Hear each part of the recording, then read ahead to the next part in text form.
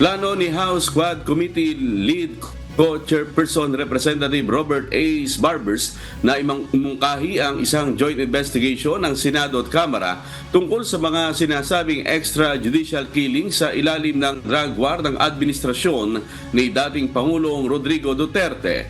Ayon sa mambabatas, ang ganitong hakbang ay magbibigay daan para sa mas mabilis, mas komprehensibo at walang kinikilingan na pagdinig ukol sa issue.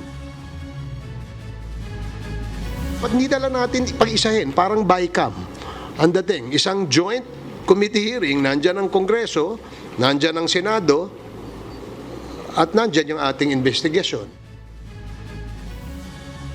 Gayunman, hindi ito sinang-ayunan ni Senate President Francis Chis Escudero at Minority Leader Aquilino Pimentel III na tatayong chairperson ng Senate Blue Ribbon Committee na mag-iimbestiga sa Senado sa war on drugs.